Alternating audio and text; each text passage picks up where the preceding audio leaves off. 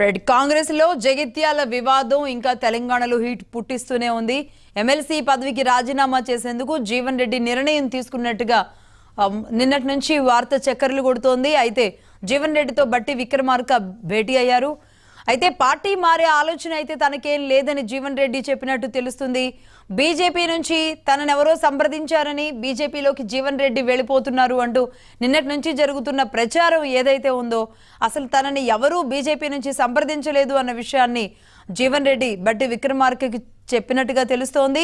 అలాగే ఎమ్మెల్సీ పదవికి అయితే ఖచ్చితంగా రాజీనామా చేస్తానని, అలాగే పల్లెలన్నీ తిరుగుతానని జీవన్ రెడ్డి చెప్పారు. ఇప్పటికే అనేక మంది కాంగ్రెస్ నాయకులు జీవన్ రెడ్డిని కలవడం మనం చూసాం. ఎప్పుడైతే సంజయ్ కుమార్ని తీసుకున్నారో కనీసం తనకి జగిత్యాలలో ఒక ఇన్ఫర్మేషన్ లేకుండా ఒక సీనియర్ నాయకుడిగా పార్టీ ఎన్ని కష్టాల్లో ఉన్నా పార్టీని అంటిపెట్టుకుని ఉన్న జీవన్ రెడ్డి ఒక రకంగా అలకబూనిన పరిస్థితి మనకు స్పష్టంగా కనబడుతుంది. మరి ఆయన బీజేపీ వైపు వెళ్ళే అవకాశాలు ఉన్నాయా లేదు అంటే కాంగ్రెస్లో ఆయన తన గౌరవం తగ్గిన విషయాన్ని కాంగ్రెస్ అధిష్టానానికి ఖచ్చితంగా తెలియజేసే క్రమంలో ఆయన ఇలా పట్టుబట్టున్నారా? ఏదేమైనా రైట్ జగిత్యాలలో మాత్రం కాంగ్రెస్ లో జరుగుతున్న గందరగోళం, జీవన్ రెడ్డి సెంట్రిక్ గా జరుగుతున్న వివాదం, మరి ఆయన ఎమ్మెల్సీ పదవికి రాజీనామా చేస్తారా, అందులోనే ఉంటారా? బట్టి విక్రమార్క చర్చల తర్వాత ఏం జరగబోతుంది? దీనికి సంబంధించి మా తెలంగాణ బ్యూరో చీఫ్ సుధాకర్ గారు ఉన్నారు. సుధాకర్ గారు, లక్ష్మారు కాంగ్రెస్ కి ఒక రకంగా ఊహించని షాక్ గా చెప్పుకోవచ్చు. తెలంగాణ రాష్ట్ర రాజకీయాల్లో ఒక కీలక మలుపుగా భావించాల్సి ఉంటుంది. ప్రతిపక్ష పార్టీ అయిన బీఆర్ఎస్ ని మరింత వీక్ చేయాలన్న సంకల్పంతో ఎక్కువ మంది ఎమ్మెల్యేలను జాయిన్ చేసుకుంటున్న రేవంత్ రెడ్డికి ఒక రకంగా ఇది ఎదురు దెబ్బగా భావించాల్సి ఉంటుంది. జగిత్యాల సంబంధించిన సీనియర్ నాయకుడు ఎమ్మెల్సీ, అదేవిధంగా ఇటీవల పార్లమెంట్ అభ్యర్థిగా పోటీ చేసి ఓడిపోయిన జీవన్ రెడ్డి ఆయన కాంగ్రెస్ పార్టీకి రాజీనామా చేశారు.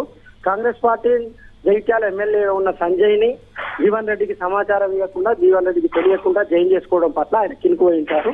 అందులో భాగంగానే నిన్నటి నుండి ఆయన అసంతృప్తిగా ఉన్నారు. కాంగ్రెస్ పార్టీ కార్యకర్తలతో వరుసగా సమావేశాలు ఏర్పాటు చేసుకుంటున్నారు. ఆయన అసంతృప్తిగా ఉన్న నేపథ్యంలో నిన్న మంత్రి శ్రీధర్ బాబు, ఎమ్మెల్యే ఆది శ్రీనివాస్ ఇలాంటి ముఖ్యులందరూ జీవన్ రెడ్డి దగ్గరికి వెళ్లారు. జీవన్ రెడ్డిని బుజ్జగించే ప్రయత్నం చేశారు, కానీ ఆయన ఎక్కడ కూడా సంతృప్తి చెందట్లేదు. ఎందుకంటే సంజయ్ పైన ఆయన 2 సార్లు ఓడిపోయారు. సంజయ్ తో ఒక రకంగా జగిత్యాల నియోజకవర్గంలో ఆయన ఫైట్ చేస్తున్నారు ఆయనకు వ్యతిరేకంగా.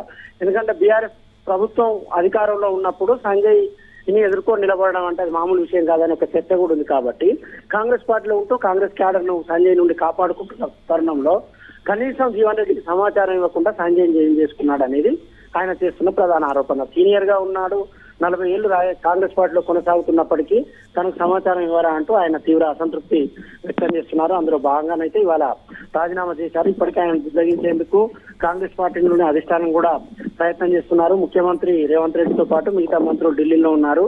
కానీ ఉప ముఖ్యమంత్రి బట్టి విక్రమార్క ఆయనతో మాట్లాడేందుకు ప్రయత్నం చేస్తున్నారు. చూడాలి మరి ఏం జరుగుతుంది. మల్లికార్జున ఖర్గే దృష్టికి కూడా విషయాన్ని తీసుకెళ్లామంటున్నారు. కానీ జీవన్ రెడ్డి మెత్తబడతారా లేదా చూడాల్సి ఉంటుంది. ఒకసారి రాజీనామా చేశారంటే మళ్ళీ దాన్ని వెనక్కి తీసుకుంటారా లేరా అనేది వేచి చూడాల్సి ఉంటుంది. లక్ష్మి గారు, రైట్ థ్యాంక్ యూ సుధాకర్ గారు.